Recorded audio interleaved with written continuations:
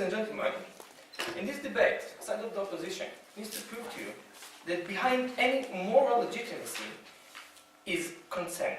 We're supposed to have inside the proposition some sort of moral rule, some sort of moral theory that does not need consent. We are going to claim that behind every law of moral is consent.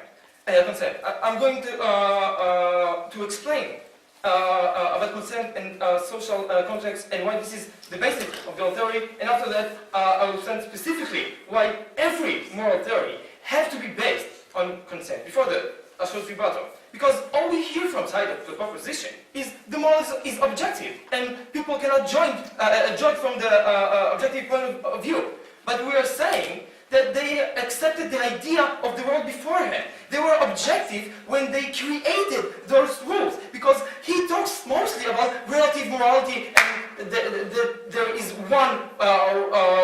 no one way to look at moral. We are saying, I'm sorry, that those people, whatever they are, they choose those rules. They made those rules. They created those rules. After that, he's trying to tell us that consent it's not objective but subjective, and we are saying, good. They created it. They do not have to judge it from objective point of view, because they created it, they accepted it, and they shaped it the way they wanted. He said that if it's objectively, if those rules, are objectively, therefore they are not real from some point of view. We are saying, why? If they created it, they make it real. This is the whole point.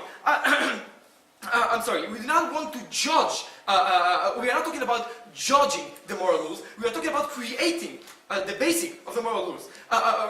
So how do we do it? Let's start with my material.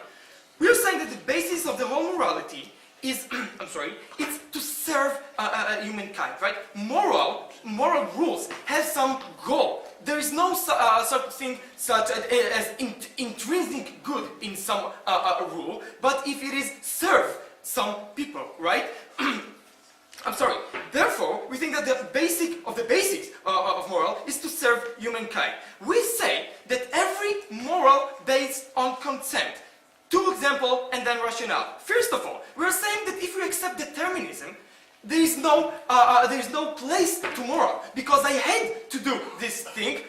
Example 2, we do not say something as the nature is not moral. I mean, if there is a hurricane and it killed thousands of people, the hurricane is not immoral. Why? The rationale behind those two questions is that everything is about the autonomy of a will.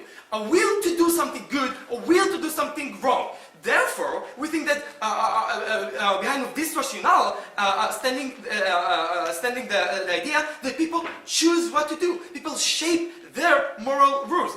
Human concept about how they should make decision. When we are talking about creating those rules, we are shaping the society, how society should act. And we think that this is all based on consent. We think, and this is the harder case of the opposition, what about values that we have to force the individual to do? I mean, what about taking somebody into prison? Somebody can say, right, he did not accept it, right? We're saying that those individuals did accept this. Why? Because of two main reasons. First of all, because they accept the concept of how the state is going to look like. Like, we're saying that individuals prefer to be in states, in a social contract, rather than in natural states of homes, because they will benefit more, right? Therefore, they have to shape how the country will look like. We need some sort of rules of behavior, Therefore, they accepted that the best for them it will be to make the rules by the majority. If we will come to a point when the majority wants something and some individuals don't want, we think that the majority want, and they accepted it because, let's say, under the veil of ignorance of rules, this is something that will serve their own interest. But more than that, that they accept that majority thing, they accept the sanction about against them in case they stepped out of the social contract. Why? Because in order that the states can function, there have to be a punishment, right? So, I'm sorry. In case of sanction, it's not that the majority forces somebody to be in jail, but this individual accepts. First of all, he stepped out of the social contract, so it's all about consent again. But secondly, he accepted and he agreed to be in jail again under the veil of ignorance, because it will be profitable for him to live in that kind of society. So in those cases, he accepted it. Yes. Your entire argument was on the other side. According to what you're saying, morality should be defined by society as a whole, not by individuals' consent. No, but society as a whole, it's a nice word for a lot of individuals, a lot of people who came into a group and decided on some sort of rules. We are saying that it's all about consent. Yeah, even the majority rules the minority.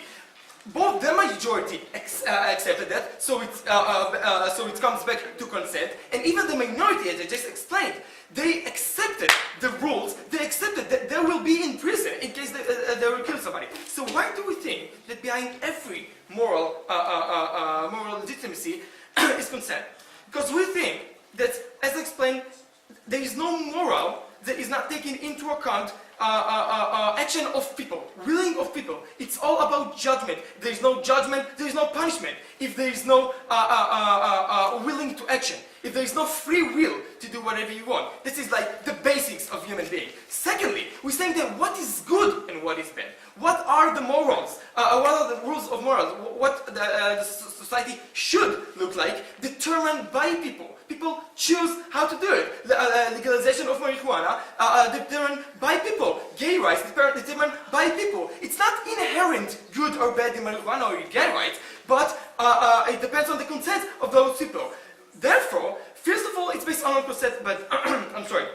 But even those things that I didn't consent specifically, such as going to jail, I consent to the whole concept of being there. Therefore, it's fall to the side of the opposition.